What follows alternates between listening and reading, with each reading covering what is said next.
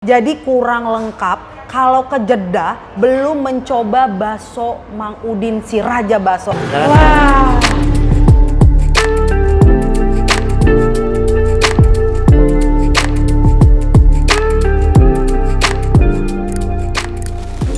Halo Sobat Main Jauh. Wah, salam kenal. Saya Winnie. Kita pengen kupas semua hal, mereview makanan, mereview lifestyle, mereview entertainment, hiburan. Oke, pertama kita mau review dulu makanan yang legend, yang banyak orang tahu. Mungkin orang tua Sobat Main Jauh, ataupun pamannya, ataupun bibinya semua sudah tahu lah. Apalagi yang sudah pernah ke Saudi Arabia, khususnya di Jeddah. Namanya Mang Udin si Raja Bakso. Pasti udah pada tahu. Bahkan orang-orang Indonesia yang ke Jeddah, kalau belum ke sini kayaknya nggak afdol lah. Nah, sekarang sambil kita mereview, aku juga pengen ngobrol-ngobrol sama salah satu anak dari Mang Udin sendiri, foundernya, yaitu Bapak Haji Abdul Ghafur Mahmudin, atau yang biasa disebut Bapak Haji Apung.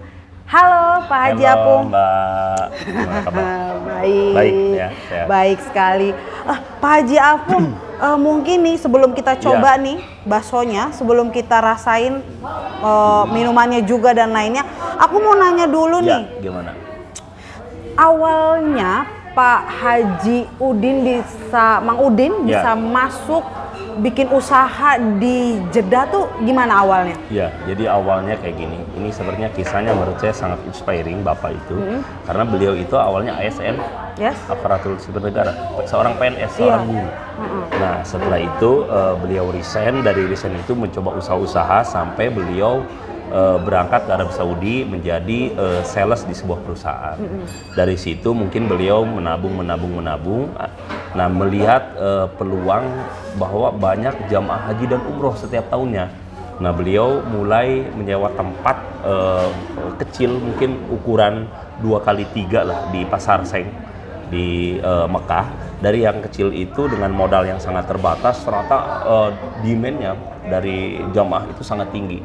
Tahun 95, maka dibukalah pertama dengan plang di situ bakso Mang Udin gitu, atau si Raja Bakso Mang Udin waktu itu di Pasar Seng, sebelum perluasan Masjidil Haram seperti saat ini tahun 95. Terus bergerak membuka cabang 1, 2 dan lain sebagainya sampai terjadi krisis tahun 98. 97 98 sempat waktu itu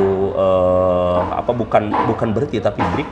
Tapi alhamdulillah tahun 2000 sudah bangkit kembali sampai puncaknya ada 11 cabang dengan 9 waktu itu Bagala. Bagala itu kayak semacam supermarket lah. Nah, terus habis itu 2-nya bakso. Nah, tahun 2007-2008 ada perluasan Masjidil Haram. Pasar Seng waktu itu dibongkar, akhirnya pindah kita ke Balad Corniche di Jeddah.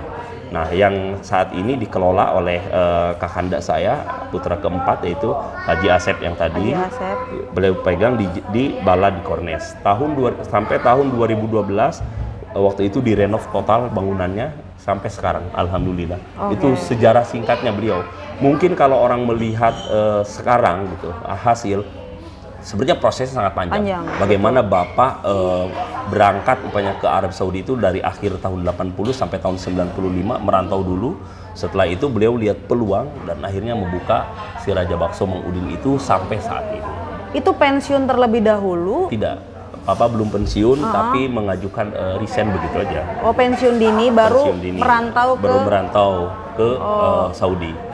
Seperti itu. Iya, sebenarnya buka usaha dulu mungkin di Indonesia, namanya jatuh bangun usaha, sampai beliau berangkat ke Saudi akhir tahun 80.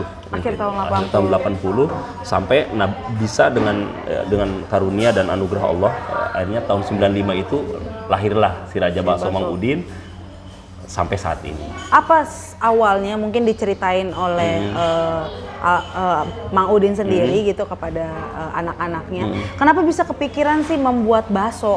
Maksudnya memang sih di Arab mungkin belum ada ya untuk bakso itu seperti apa biar memperkenalkan budaya Indonesia atau seperti apa. Tapi kan pasti kenapa ya bakso gitu. Ya, gini. karakteristik orang Indonesia, lidahnya ketika mereka ke luar negeri, sebenarnya baru sehari 2 hari kurang cocok dengan makanan setempat. Nah, Pak Haji itu, Bapak Pak Haji Udin, orang tua kita melihat peluang dan potensi. Oh, karakter orang Indonesia itu ketika dia di luar negeri yang dicari makanan Indonesia juga. Nah, dan bakso ini kan masuk ke semua lidah. Mau umpamanya orang Padang, mau orang Sunda, mau orang Sulawesi, orang manapun Jakarta, beragam suku, intinya orang dari Nusantara khususnya itu suka bakso. Nah, melihat peluang ini dan melihat potensi ini gini, jamaah umroh itu setiap tahun berapa? Mungkin 1 juta 2 juta. Nah, akhirnya Bapak melihat peluang ini, terutama pas hajian meludak kan orang melihat ini, akhirnya Bapak coba gitu. Ini kan bakso ternyata tinggi ininya permintaan dari jamaah, bahkan tidak terlayani. Nah, itu sebenarnya awalnya bakso, walaupun bakso ini jadi branding karena setelah running perusahaan jalan, bukan hanya bakso menunya, ada siomay, ada campur, ada nasi campur dan lain sebagainya, gado-gado juga ada. Berarti Indonesia semua ya menunya. Jadi bagaimana supaya orang Indonesia yang datang ke Jeddah merasa nih, aduh kangen nih sama Indonesia. Betul. Ah, makan dulu deh ke bakso Mang Udin. Bahkan ada anekdot sih sebenarnya, anekdotnya, dan belum lengkap haji dan umroh kalau belum mampir ke Mang Udin, rukunnya kayak kurang gitu. Oh, jadi ada rukun baru mungkin. Rukun baru, untuk walaupun Indonesia. itu canda gitu iya, ya. bercanda saja. Bukan. Jadi kurang lengkap kalau ke Jeddah belum mencoba bakso Mang Udin si Raja Bakso. Begitu kali ya Pak Haji ya? Betul. Iya. Betul. Lalu waktu saat membuka, kita ngomong dulu nih masih awal-awal nih Pak Haji ya. Saat kita mulai membuka nih, Mang Udin membuka usaha baksonya, apa sih kendala-kendalanya yang mungkin entah mungkin administrasinya atau mungkin susah nih orang Indonesia, orang luar Arab lah ya untuk membuat usaha atau seperti apa Pak Haji? Jadi kendala yang kita alami di sana dari awal pendirian Bapak sampai saat ini itu yang namanya kita membuka usaha di negeri orang, maksudnya walaupun di sana negeri muslim, kita muslim, tapi maksudnya kita di luar Indonesia pasti diregulasi. Regulasi itu selalu dinamis, berubah. Nah, apalagi sekarang pokoknya dulu pekerja yang tinggal di sana tidak ada pajak, sekarang ada pajak. Pokoknya sekian persen pekerja harus orang setempat dan lain sebagainya.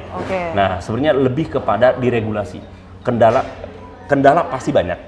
Tapi kan selagi masih bisa kita handle, nah yang tidak bisa kita kompromikan kan regulasi. Karena regulasi kan kewenangan pemerintah setempat. Betul. Itu kalau nanya kendala.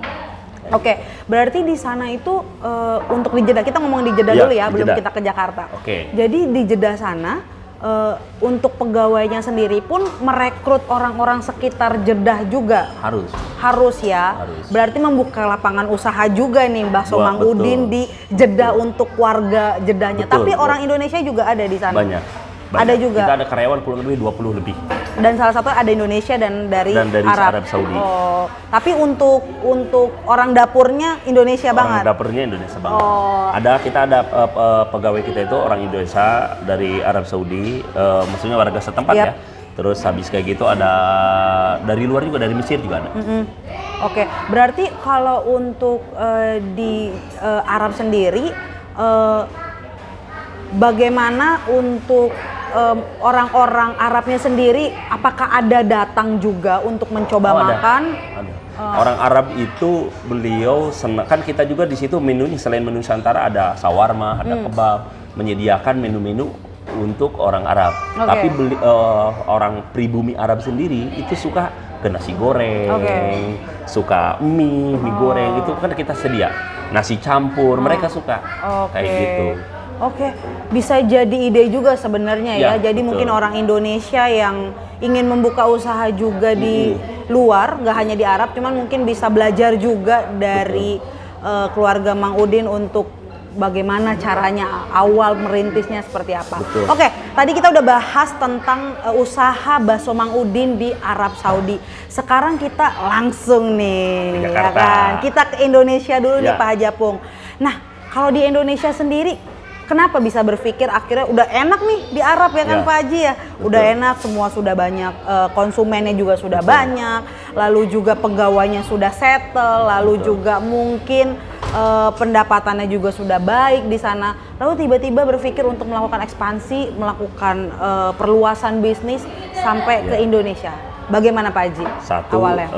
Awalnya itu kita juga satu lihat peluang, yang kedua kita sama-sama sepakat anak Mang Udin itu usaha itu bukan sekedar profitable, tapi bagaimana kita memberikan dampak positif. Salah satunya meng-hire atau hiring orang untuk bekerja. Nah karena kita dengan membuka lapangan pekerjaan juga satu orientasinya secara dunia dapat pahala juga, secara akhirat juga dapat.